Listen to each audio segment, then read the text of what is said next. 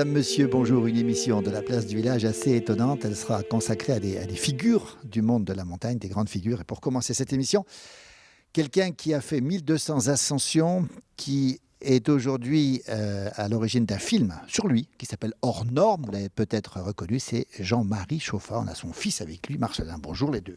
Bonjour Philippe. Bonjour. Bonjour Philippe. Alors ce qu'on va dire tout de suite, Jean-Marie, vous avez un parcours hors norme, on va le dire carrément hors norme, parce que à l'âge de 34 ans, en 1990, on vous apprend que vous avez un cancer et que la vie, c'est presque fini. Ça commence comme ça?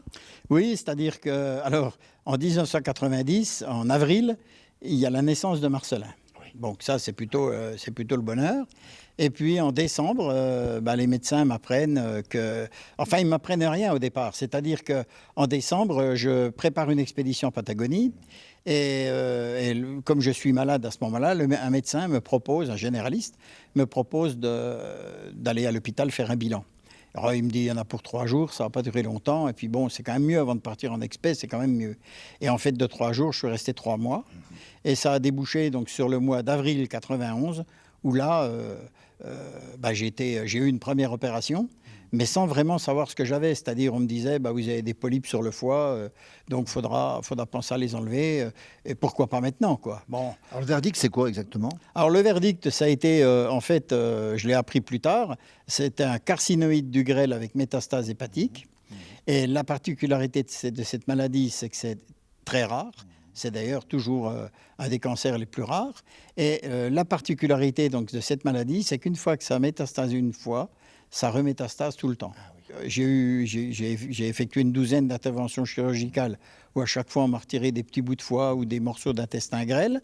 Et greffe du foie aussi? Et la greffe du foie, alors c'est après la greffe du foie, c'est en 2001, quand il n'y a plus possibilité d'opérer le foie parce qu'il n'en restait plus assez. Donc on m'a dit, on va vous greffer un foie en 2001, donc 10 ans après le début de ma maladie. Mais entre-temps, il y a eu plein de choses. Il y a eu un tas d'essais, il y a eu de la chimio-embolisation, il y a eu 3 années de chimio lourdes à raison d'une semaine tous les 40 jours. Et puis après, ça a été 14 jours tous les 28 jours. Enfin bon, autrement dit, un traitement très lourd qui ne vous empêche pas de continuer la montagne. Alors ça, c'était absolument extraordinaire. Vous êtes toujours en traitement aujourd'hui, oui. Jean-Marie Chauffat? Oui, je suis toujours en traitement aujourd'hui. Et puis le problème de ce qui s'est passé donc, pendant la greffe, c'est que j'ai eu une rupture du diaphragme pendant les suites, dans les suites opératoires. J'ai fait une hémorragie interne. Il a fallu que je repasse au billard assez rapidement. Et là, tac, le diaphragme cassé. Et à partir de ce moment-là, ça a été quand même beaucoup plus difficile pour moi de grimper parce que je me suis retrouvé avec un volume respiratoire de 48%, ce qui, d'office, éliminait les grands sommets du 8000, ce à quoi je rêvais puisque j'étais monté à 7000. Et donc, je rêvais après d'aller sur ces sommets-là, même greffé, et ça ne m'aurait pas dérangé. Mais là, ça devenait pour moi impossible. Et alors, Jean-Marie Chauffat, chose incroyable, vous qui avez été alpiniste avant, vous avez déjà fait beaucoup de choses, dont alors la fameuse première hivernale du Mont Blanc, côté italien, par cette fameuse Innominata. C'est un truc monstrueux que vous avez fait avant. Vous étiez déjà un alpiniste de haut niveau, Jean-Marie. Oui, c'est-à-dire que c'est aussi un peu ce qui m'a aidé, parce que le fait d'être un alpiniste de haut niveau, je me suis en montagne retrouvé dans des situations parfois assez extrêmes, que ça soit en solitaire ou que ça soit en hiver ou autre. Et le fait de me retrouver dans ces situations-là en montagne ont fait que j'ai peut-être accepté plus facilement de me retrouver après dans la vie dans une situation qui n'était pas banale, mais avec cette maladie, mais où moi j'avais très envie même de continuer. Et j'ai rien voulu changer de mes habitudes.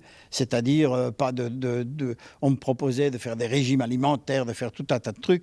Moi, j'ai vécu comme j'avais envie de faire et voilà. Et sans être suicidaire, parce que j'ai continué à faire de la montagne.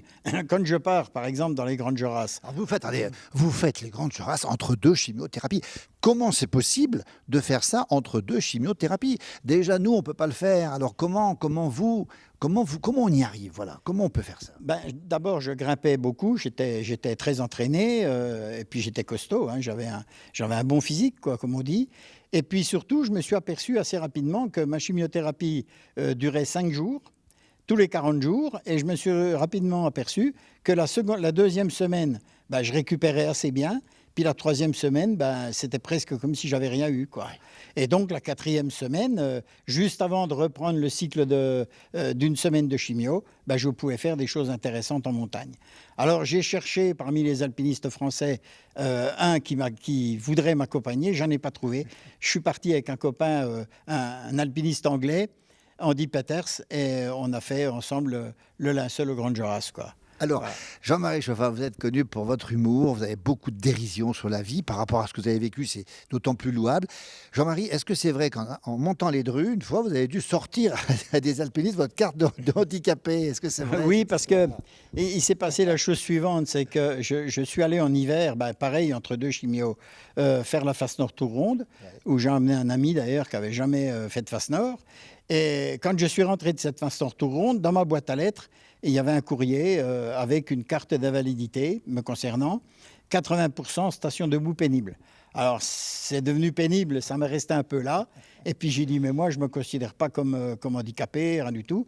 Et je suis allé à la Sécu, puis la Sécu, le médecin conseil m'a dit, bah oui, mais c'est comme ça, vous rentrez.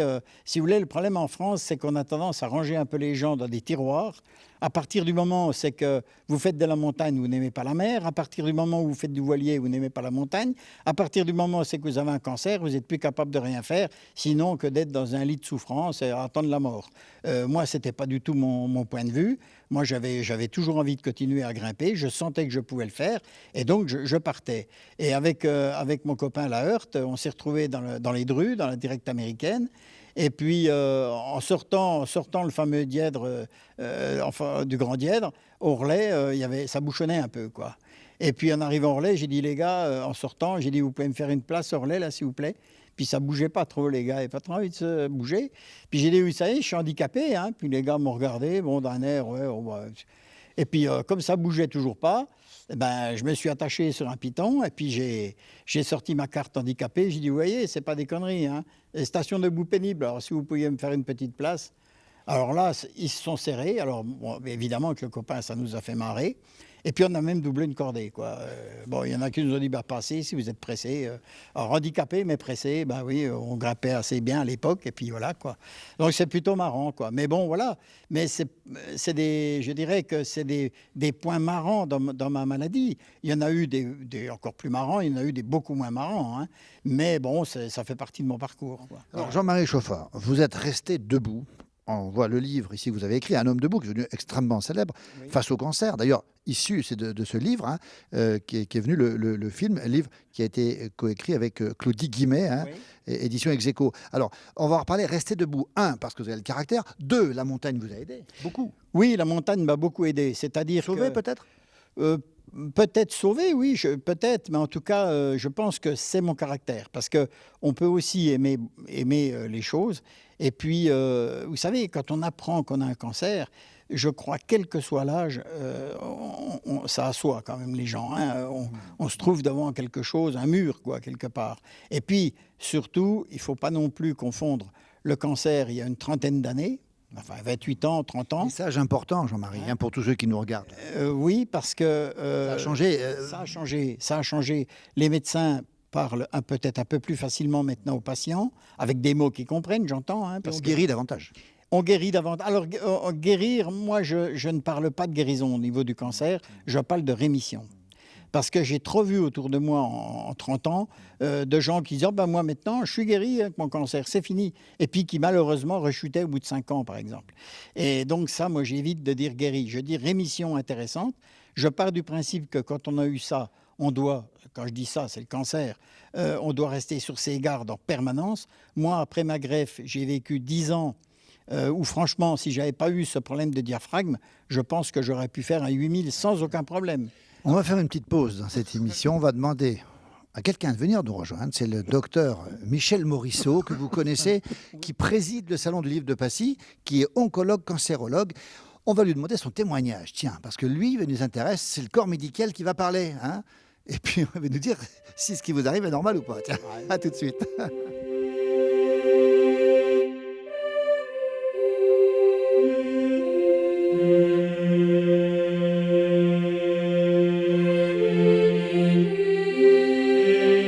Allez, on se retrouve ici toujours. On est à Passy, on l'a pas dit, au pays du Mont-Blanc pour l'enregistrement de cette émission. Passy où se déroule tous les ans le fameux Salon international du livre dont le président n'est autre que Michel Morisseau. Bonjour Michel. Bonjour. Michel, vous témoignez dans le film de Jean-Marie.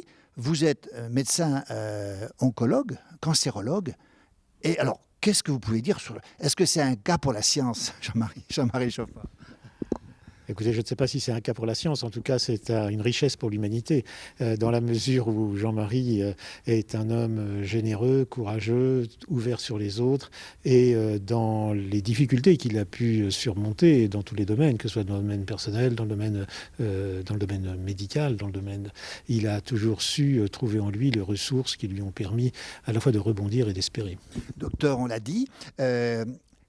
La montagne l'a sauvé, son fils l'a sauvé, et puis son caractère l'a sauvé. On en parle beaucoup depuis le début de cette émission. Vous pensez que ça peut aider à la guérison, la personnalité, la relation à un enfant et la montagne aussi? Or, être positif est toujours un élément rassurant et un élément qui permet justement de mieux rebondir et de mieux surmonter les difficultés. Ça, c'est évident. Il est évident que quelqu'un qui se laisse abattre a beaucoup moins de ressorts et effectivement, c'est beaucoup moins positif. Mais à partir du moment où on se bat, vous savez, il y a beaucoup, le vocabulaire de la guerre est quand même très présent à côté du vocabulaire médical. Et je pense qu'à partir du moment où on est pris dans une bataille, à partir du moment où on lutte, où on sort les armes pour justement vaincre la maladie, forcément, il y a l'espérance d'une victoire. Et parfois, on a une bonne surprise. Docteur Morisseau, vous confirmez que face à la maladie, ce comportement aide les médecins à, sinon guérir, du moins mieux se battre. On sait maintenant que l'activité physique, mais l'activité physique adaptée aux possibilités de la personne malade, est un élément propre à faciliter les traitements et à permettre effectivement un pronostic meilleur. Et ça, on ne le savait pas forcément il y a 28 ans en arrière. C'est-à-dire ça fait partie un peu des progrès aussi qu'on a fait. Parce qu'il y a les progrès dans les médicaments, mais il y a aussi les énormes progrès qui ont été faits sur le plan psychologique. Vous confirmez, docteur? Oui, tout à fait. Il y a eu une révolution technologique évidente depuis une vingtaine d'années, qui est même formidable et enthousiasmante. Et à côté de cela, il y a eu une révolution qui a été faite dans l'environnement du soin, c'est-à-dire dans tous les soins de support et dans tout ce qui peut accompagner la personne malade dans sa vie quotidienne. Docteur Morisseau, franchement, est-ce que ça vous étonne ce qui lui arrive à Jean-Marie Chauffard? C'est quand même incroyable ce qui lui arrive. Il a réussi à surmonter dessus. Il fait les grandes Jaurès, il fait des conférences, il fait des films, il fait des livres. Il est malade. C'est pas tout le monde. On n'est pas tous comme lui quand même. Oui, Jean-Marie est un être d'exception, et c'est hors norme alors. Un homme hors norme, et finalement c'est un alpiniste aussi chevronné, et je dis toujours qu'il nous a ouvert la plus belle des voies, celle d'un humanisme de haute altitude. On va retenir cette formule, un humanisme de haute altitude. Voilà, on va remercier le docteur Michel Morisseau, et puis on se retrouve dans un instant avec Jean-Marie et Marcelin.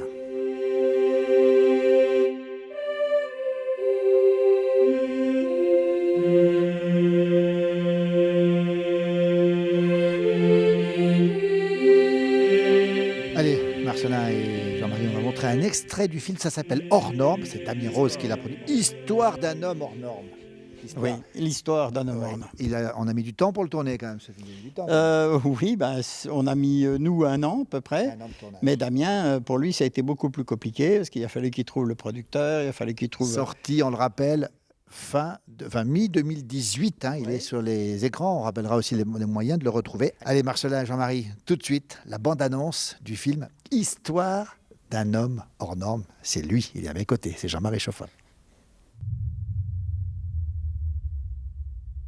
Cet homme, atteint d'un cancer, mais qui, malgré la maladie, continue avec force et détermination à pratiquer sa passion de la montagne. Alors j'ai voulu comprendre comment cet homme est allé chercher cette force mentale et physique, comprendre comment il s'est servi de la maladie comme une force, revenir aux endroits qui ont marqué une partie de sa vie pour comprendre comment ce monstre de grandeur qu'à la montagne a été un fidèle compagnon. Bon voyage.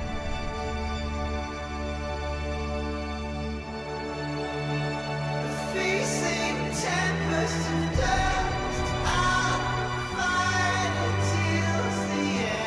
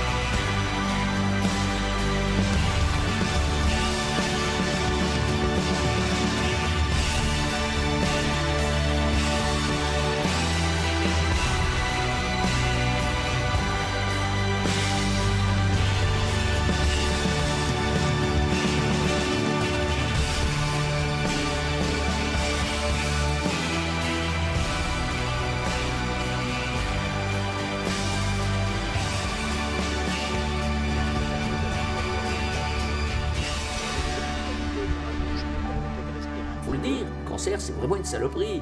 Et de dire à chaque fois, eh ben, tu m'as pas eu, puis tu m'auras pas encore, et puis on va recommencer, et je vais à nouveau trouver le chemin qui me permettra de dominer l'épreuve qui arrive à l'instant. Ça c'est fabuleux. Bien sûr un jour, si la maladie s'en va pas, on la perd la bataille. En tout cas, on n'aura pas refusé de l'avoir livrée. Et ça, c'est ça un homme debout. Eh bien, ça m'a beaucoup ému. C'était vraiment à la fois instructif et plein d'émotions. Émouvant, émouvant, et il donne envie de vivre au jour le jour, le jour présent. Magnifique, magnifique. Un témoignage qui donne la pêche pour faire de la montagne et puis se bagarrer un petit peu contre la maladie, quoi. Un mot pour qualifier le film, ça serait quoi? Hors norme. Alors d'abord, Jean-Marie, ce film qui sort hors norme, c'est quand même incroyable, l'histoire d'un homme hors norme, ça fait quoi d'être porté au grand écran et à l'écran, Jean-Marie? La modestie en prend un coup, pas? Bah, ouais, enfin, on pourrait dire que ça y est, cette fois, c'est la gloire, quoi. Alors, je dirais que la gloire, bon, non, parce que il y a 30 ans de retard, quoi, pour ça. Faire ce film-là il y a 30 ans, ah oui, là, ça aurait été la gloire, ça aurait été vraiment... là, non, je veux dire sérieusement, ce que Damien a essayé de faire, et là où j'étais d'accord, c'est d'essayer justement de faire passer un message, un peu le même message que finalement j'essaye de faire passer dans mes livres, c'est-à-dire, bon, ben, rien n'est jamais fichu. Message d'espoir, voilà, très important pour tout le monde, Jean-Marie. Oui, c'est ça, c'est un message d'espoir, et puis et de se dire, bon, on sait tous de toute façon qu'on va mourir un jour. Bon, l'important, c'est de savoir qu'est-ce qu'on va faire entre maintenant et le moment où on va mourir. Rester debout, moi j'aime beaucoup cette formule, c'est le titre du livre, Un homme debout. Marcelin, ce papa, il vous a appris beaucoup de choses, plus que la norme d'un papa. Oui, bah, déjà le fait de se battre, quoi, le fait de rien laisser tomber, que rien n'est fichu d'avance. Et puis, quelque part, son combat contre la maladie, c'est l'aboutissement aujourd'hui de tout ça, c'est le fait qu'on soit ensemble aujourd'hui et puis qu'on puisse aller grimper, partager des bons moments, et puis ben, dans ce film, quoi. Alors, ce qui est extraordinaire, c'est que vous partagez encore aujourd'hui énormément de bons moments. Vous avez beaucoup grimpé ensemble, vous continuez à le faire. Et alors, cette relation, elle est fusionnelle ou pas avec votre papa? Fusionnelle, oui, dans le sens où on adore passer du temps ensemble. Il y a la montagne, l'escalade qui nous rapproche énormément. Et puis même en dehors de ça, on fonctionne un petit peu de la même manière. On voit un peu la vie de la même façon. On partage énormément de choses aussi par rapport à la musique. On a un peu les mêmes goûts musicaux. Voilà, donc on se rejoint sur énormément de choses, quoi, oui. Quelque part, on a peut-être aussi compris que c'était très important d'avoir des bonnes relations avec ses proches, avec les gens qui sont autour de nous, quoi. Le temps ne se rattrape pas, mais du moins, on peut essayer d'en profiter au maximum, quoi. Voilà, de savourer chaque instant. Vous vivez pleinement ces moments avec votre papa. C'est ça, oui. Quel regard vous portez sur lui? Vous êtes fier de lui? Bah, bien sûr, bien sûr. Bien sûr, il y a même une ancienne émission où j'ai, je ne sais plus, 7 ans, où on me pose la question, est-ce que j'aimerais être alpiniste? Est-ce que je suis fier de mon papa? Oui, et encore aujourd'hui, je répète la même chose. Bien sûr que j'aimerais pas forcément être alpiniste dans le grand sens du terme, haute montagne, etc. Mais j'aimerais bien suivre les traces de mon père et je suis très content, très fier de mon père, évidemment. Vous êtes aujourd'hui un grimpeur confirmé. Vous êtes plus fier du papa alpiniste ou du caractère du papa, finalement? Je suis évidemment très fier du papa alpiniste. Le caractère, c'est sûr que c'est quelque chose qui est très respectable, on va dire. Après, moi, j'ai pas tout à fait le même caractère, mais oui, moi, c'est quelque chose que je respecte énormément, quoi. De toute façon, c'est indéniable que c'est ce caractère-là qui lui a permis d'être encore là aujourd'hui, c'est sûr. Vous l'enviez, votre papa? Vous aimeriez lui ressembler davantage encore? Bien sûr, je suis tout à fait admiratif devant ce type de comportement, ce type de caractère, bien sûr. Jean-Marie, tout ça, finalement, ça a fait de vous un autre personnage encore. On ne peut pas dire que ce soit une chance, le cancer. On ne peut pas le dire. Mais ça vous a apporté des choses dans la vie ou pas? Moi, j'ai 2 choses qui m'ont... bien sûr, si je mets Marcelin de côté, qui est au-dessus de tout ça, hein, mais il y a 2 choses, moi, qui m'ont énormément apporté dans la vie, dans ma vie, dans ma connaissance de moi-même. C'est la montagne, bien sûr, et puis le cancer. Parce que dans les 2 cas, j'ai dû aller chercher des forces au fond de moi, des forces que je ne soupçonnais même pas. C'est-à-dire que, imaginez, vous êtes en haute montagne, le mauvais temps arrive, vous êtes complètement HS, et puis il faut y aller malgré la fatigue, il faut encore donner le coup de collier, il faut y aller. Bon, et dans la maladie, ça a été pareil. Des moments où c'est qu'on n'en peut plus, où c'est qu'on est vraiment...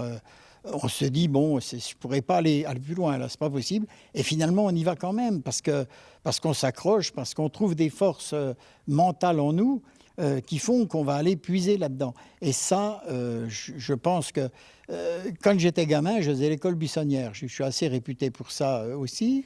Et les copains me disaient, on te comprend que tu fasses l'école buissonnière quand il fait beau. Mais quand il y a de la neige et qu'il fait moins 20, quel est l'intérêt d'aller dans les bois par moins 20 degrés? Et bon, c'est vrai qu'il ne faisait pas chaud.